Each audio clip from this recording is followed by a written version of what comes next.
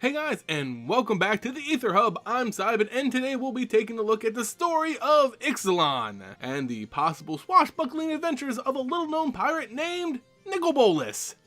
Now that I've grabbed your attention, no, I don't think Bolas will actually appear on IXALAN, although now imagining him wearing a little pirate hat does pique my curiosity a bit. No, get those thoughts out of here, it ain't gonna happen. Rather, we'll talk about the Dragon Planeswalker's involvement with the storyline of MTG's latest set because, you know, everything's about Bolas in some shape or form. Thankfully, after the absurd amount of Bolas imagery in Amonkhet and Hour of Devastation, which almost now made me tired of seeing his horns, IXALAN really tones the Bolas fever down. Even still, we can't escape the full range of his influence, and here on an adventure for a coveted city of gold with pirates and dinosaurs, Bolas's plans are in motion. Now, what could I possibly be talking about? Let me explain. It's no secret that the Gorgon planeswalker from Ravnica, Vraska, is donning her own big fancy hat and setting sail on IXALAN as a pirate in search of treasure. In the card, Vraska's Contempt, the flavor text reads, "It wasn't long before the taverns of High and Dry were full of whispers of the new captain who could turn a person to stone with a glance." Yep, that sounds like Vraska.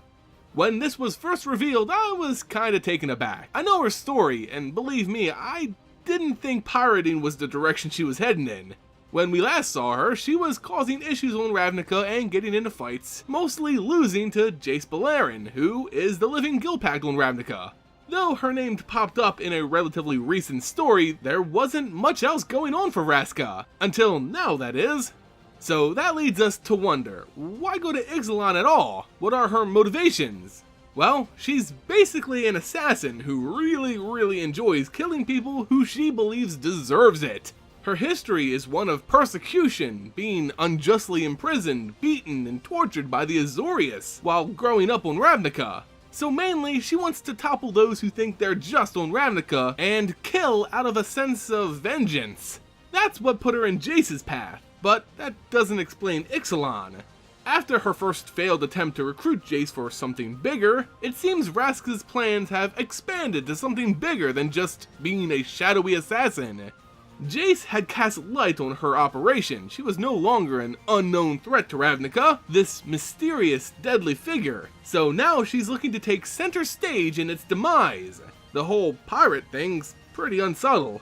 We also know from a recent story that she's allied herself with the Kroll, an ancient race of insect humanoids who were once members of the Golgari swarm. Yet, through betrayal and manipulation, the Kroll have rejected their Golgari overlords and look to expand their empire. Of course, under the design of Vraska. Now, the Kroll look to lead the Golgari to create an empire, and Vraska helped them, mainly by telling them of an ancient tomb full of zombies for them to control. There's about to be a civil war on Ravnica, and Vraska has a pretty large stake in it. That again leads us to IXALAN. If the chaos of Ravnica is her ultimate goal, then why go pirating? Well, for some ancient artifact to help in that goal, of course. And who could possibly tip her off about this object of power? Again, it's Nicol Bolas. Look at the flavor text for River's Rebuke. Carefully following the thematic compass Bolas had given her, Vraska blundered straight into the River Herald's trap. I'll be honest guys, I have absolutely no clue to what a thematic compass is. I can only imagine it's a compass of magic that points to the treasure Vraska seeks. Isn't that idea copyrighted already? Anyway, Bolas doesn't give out anything for free. In helping her cause mayhem on Ravnica through this artifact, Bolas probably demands something in return. Something to forward his own goal in becoming a god again. Maybe this secret city of gold holds some font of power Bolas needs to bathe in. Or perhaps he wants to make an ally out of Vraska. Either way, they seem to be connected through this adventure on IXALAN, but no one knows if this partnership will continue beyond that. Another point that should be brought up is Jace Beleren. There's some bad blood between Jace and Vraska, and now Jace finds himself on the same plane as her? Possibly with amnesia, and probably by Bolas's design.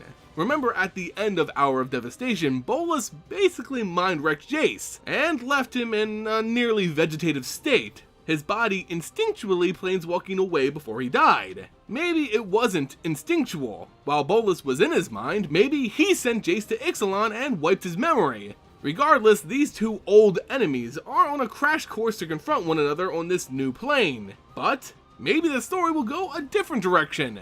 With Jace not remembering so much, what if the Mind Mage joined Vraska's merry crew, and together they plundered Ixalan? It's certainly not out of the realm of possibilities. Anyway guys, that's just some story primer to the lore of Ixalan.